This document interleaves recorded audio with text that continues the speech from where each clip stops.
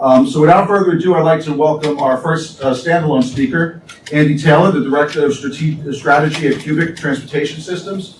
We want to thank you for spearheading mobility as a service and getting the data and opening the platform. And also, most importantly for today, thank you for breakfast. Cubic is the sponsor for breakfast this morning. My name's Andy Taylor from Cubic Transportation Systems. Who knows Cubic Transportation Systems? 3, that's not a good start. So who got here using a Metro card this morning? Well, there you go, that's our technology. That's what you actually use to get here. And we do that in New York, and we do that in London, and we do that in San Francisco and Atlanta and Sydney and all the sort of big urban areas. And as a whole, we sort of process about 50 million transactions a day. And that's a hell of a lot of data on people moving around sort of urban population. So all of that data is sort of critical to understanding how the city actually works and why sort of people move around the city. But before leading into Earth Day 2016, I just wanted to touch on a couple of points that the council want to make. Just to prove the point that you're not actually alone in sort of your thinking here. We've been doing a lot of work with London recently on the issue to do with sort of freight vehicles coming into the city. And we found that on average, the sort of the transit vehicles coming in were only 38% loaded. So, you know, you've got huge waste of space of vehicles taking up the road, taking up all of these sort of, causing the congestion, causing issues. So now we're working with them to sort of look at ways of doing more controlled flows of traffic into the city and trying to look at ways of optimizing these sort of freight vehicles. You also mentioned about sort of bus solutions and why people are moving away from the bus, which reminded me of a paper that I've just read, which was written by sort of the University of Sheffield. So who knows Sheffield in the United Kingdom? Okay, not many. Who knows the film The Full Monty? Slightly more. So that was set in Sheffield, and like Rome, Sheffield is surrounded by sort of 7 hills. It's a very sort of picturesque area, very industrial, but it's got a great sort of transportation network, great sort of infrastructure that sort of operates there. And the city of Sheffield were looking at ways of improving their operations. And one of the city officials looked and they saw that when it was raining, the congestion went up, which is no great shakes. So they wanted to know why people wanted to move away from using public transportation, but using their road vehicles on those days. So then they looked at, so they got the next set of data. As well as looking at the weather data, the traffic data, they got the sort of passenger count information for the different lines that operated in and around the city. So then they were able to see which lines sort of had the numbers reduced on the sort of days when it was raining. And they suddenly realized that it's not a matter of like when it's just raining. So Sheffield's full of hardy people sort of from the north of England, so they're not afraid of a little bit of rain. But unfortunately, those 7 hills that surround the city create a lot of wind. So they noticed on the days when it was raining and it was windy that there was a noticeable drop in public transportation. Now they realised that it wasn't at all of the bus stops as well. So some of the bus stops on those specific days, it was like 90% load. But other bus stops, they were only 25% over a regular day. So then they started to look at why that's the specific case. So again, they pulled in another layer of data. And this was about the infrastructure that was associated with each bus stop. And they found out that on the bus stops where it was a hole in the ground with a sign on the top, those were the bus stops with a very reduced sort of occupancy on those specific days. And the reason turned out to be it's a case of, although they're hardy people, they can put up with rain, they can put up with wind, but when the rain's coming horizontally at you, they actually sort of prefer to actually use their car instead of using public transportation. So now the city has actually gone through a process of updating all of its bus stops to actually have shelters. And having the shelters there has shown a marked increase in people's utilisation of public transportation network on days when it seems very clear. Now I only mention that because it's a case of how do you actually improve the service? And it's having all of this data from many different sources that allows you to actually sort of make informed decisions about how people are moving around the city and how you can optimise the sort of network. So with that aside, I'll go on to what we actually did last year with Earth Day and what we're sort of planning on doing for the next year. So, as well as all the sort of data that we actually collect from MetroCard, we didn't actually use that data last year. We used a set of open source data. And what we wanted to do was combine that sort of analytics data that we collected with information that we got from MasterCard, because we wanted to see how many people participated in the event.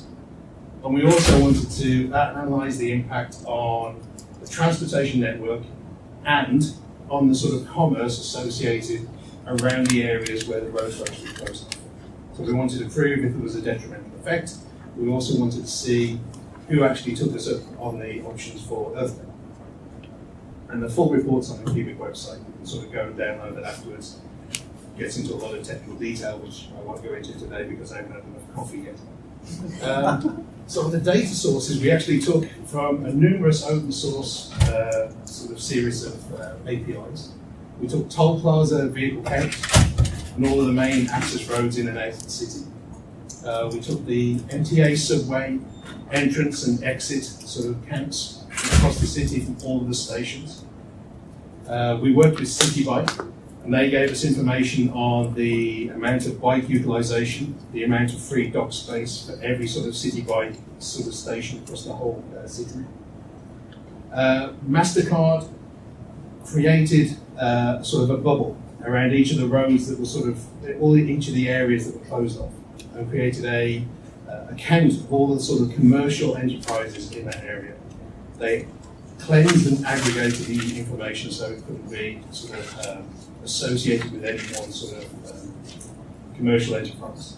And they were able to create sort of an average of what the commercial spend was within any given region on the sort of data that we were looking at. And what we did is we collected the data for 5 weeks prior to Earth Day, Earth Day itself, and 5 weeks after. And the reason for that is we wanted to make sure that there was no sort of adverse effects to do with weather impact, or if there was any sort of special sort of events that were going on which could have skewed the data.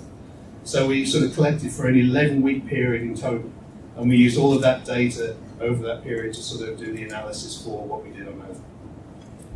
And what we found was very interesting. On Earth Day, there was an increase in ridership across the whole system by about an extra 30,000 riders. And we were able to sort of identify which of the sort of key stations within the cities were the sort of increase in utilization, Times Square, Grand Central, Penn Station, all the sort of usual ones that you would expect, sort of marked increase of people using other forms of transport to actually get into the city. With City Bike as well, we saw the statistics as well. That was helped because City Bike actually sort of made utilization of the City Bike system free for that day. So it was a case, it was a massive increase across the whole of their sort of stations that they have. And we were able to show the sort of huge peaks and changes in the way that people actually use the bikes and the way that they moved around the city. Obviously huge peaks around the sort of areas associated with the road closure as well, showing that people are sort of getting to the metro station and connecting onto the bike share to actually get to the sort of final destination. And more importantly, and I thought which is probably one of the better results that we came out with, is when we looked at the commercial data, the sort of brick and mortar sales around the areas of road closures. There was no impact on store sales. So the sort of value of commercial activity before, the 5 weeks before, on the day of, and the 5 weeks after were all exactly the same. So there was no detrimental impact on sort of closing the actual road. So we think that the sort of the Earth Day, the car-free day, sort of really helped contribute to sort of increasing traveller modal shift for that one day. We saw a massive increase in people actually moving to the sort of MTA system. We did see a drop back the Friday afterwards, but it wasn't a drop back to what it exactly was 5 weeks prior, the average. It wasn't statistically significant, but if you actually look at the figures, you can see there was a small margin of people who kept on using the MTA. We saw that with this shift, there was no impact on sort of the commercial enterprises, which means it's a case of, I think this year when we go for a larger stretch of road closure, hopefully we're going to see the same again. And hopefully with all of the initiatives that will go on as well, we can see actually maybe an increase in commercial activity, bringing people into the city to enjoy this. So for 2017, what we would like to do is continue the good work that we've done last year.